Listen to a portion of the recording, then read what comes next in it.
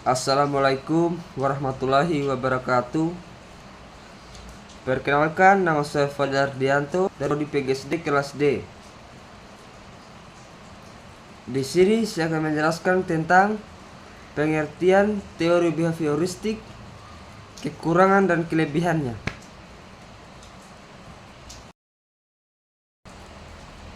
Baik, saya akan menjelaskan tentang pengertian teori behavioristik.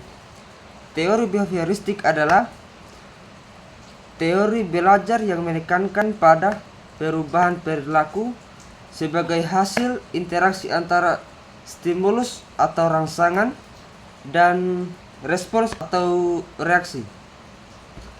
Teori ini dipercaya bahwa belajar terjadi jika ada perubahan perilaku yang bisa diamati dan diukir. Teori behavioristik menekankan bahwa lingkungan sangat menentukan hasil belajar, bukan faktor dari dalam diri seperti motivasi atau pikiran. Saya akan melanjutkan tentang kelebihan teori behavioristik. Kelebihan teori behavioristik terbagi empat. 1. Mudah diterapkan di kelas, terutama pada pembelajaran yang membutuhkan pengulangan seperti membaca, berhitung atau menulis. 2.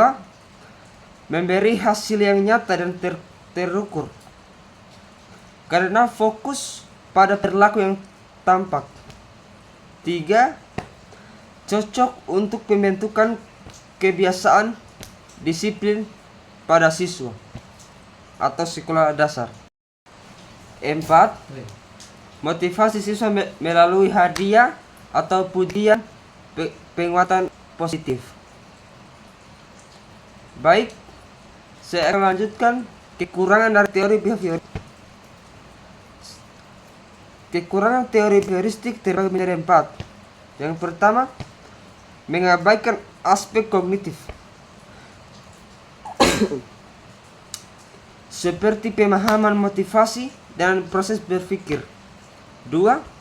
Tidak cocok untuk pembelajaran tingkat tinggi yang memerlukan analisis, kreativitas, atau pemecahan masalah. 3.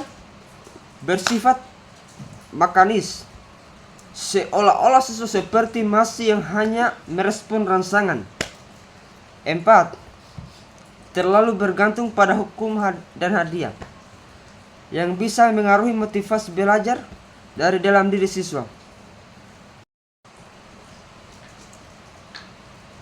Teori behavioristik menekankan bahwa belajar adalah perubahan perilaku yang dapat diamati sehasil dari interaksi antara stimulus dan respons. Dalam teori ini, proses belajar dianggap jika peserta didik menunjukkan perubahan perilaku yang sesuai dengan tujuan pembelajaran. Penguatan baik positif maupun negatif sangat penting dalam perilaku.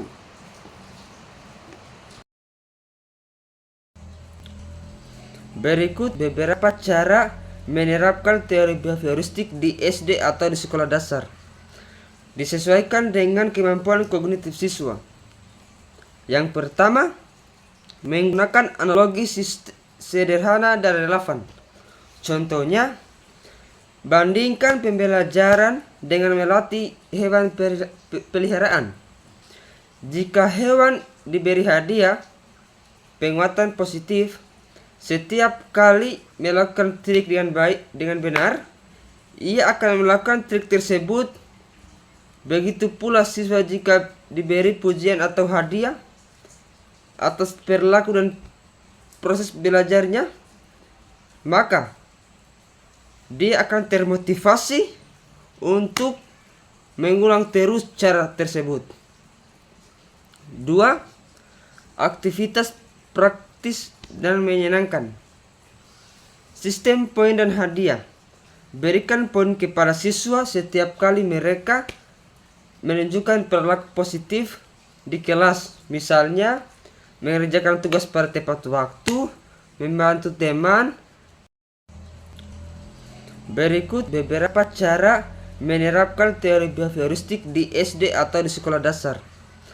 Disesuaikan dengan kemampuan kognitif siswa. Yang pertama, menggunakan analogi sederhana dan relevan. Contohnya, bandingkan pembelajaran dengan melatih hewan peliharaan. Jika hewan diberi hadiah, penguatan positif, setiap kali melakukan trik dengan benar, ia akan melakukan trik tersebut. Begitu pula siswa jika diberi pujian atau hadiah atas perilaku dan proses belajarnya, maka dia akan termotivasi untuk mengulang terus cara tersebut. 2. Aktivitas praktis dan menyenangkan. Sistem poin dan hadiah. Berikan poin kepada siswa setiap kali mereka menunjukkan perilaku positif di kelas. Misalnya, mengerjakan tugas pada tepat waktu, membantu teman. Permainan edukatif. Gunakan permainan yang menerapkan prinsip, misalnya penguatan positif dan negatif, permainan papan yang memberikan poin tambahan jika menjawab pertanyaan dengan benar, dan mengurangi poin jika menjawab salah. Simulasi kondisi.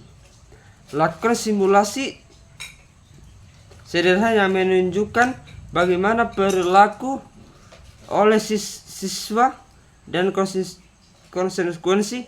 Contoh, siswa yang rajin belajar atau stimulus mendapatkan nilai bagus, sedangkan konsekuensi positif, siswa yang malas belajar atau stimulus mendapatkan nilai buruk.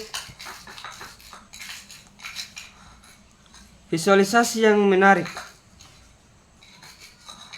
Kartu gambar. Gunakan kartu gambar yang mengembangkan berbagai perilaku dan konsekuensinya.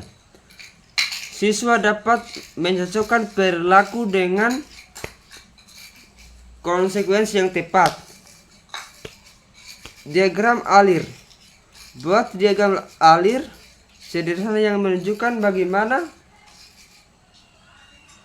stimulus, respon, dan konsekuensi saling berkaitan.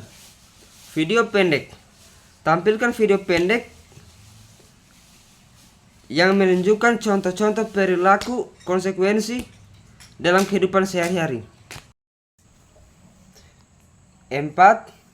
Penjelasan yang sederhana dan jelas.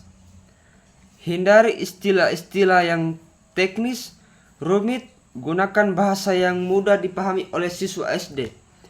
Fokus pada aspek-aspek utama teori behavioristik seperti stimulus, respon, dan pengetahuan positif, penguatan negatif, dan hukuman. Berikan contoh-contoh yang relevan dengan kehidupan sehari-hari siswa. 5. Membedakan konsep penguatan positif dan negatif. Penguatan positif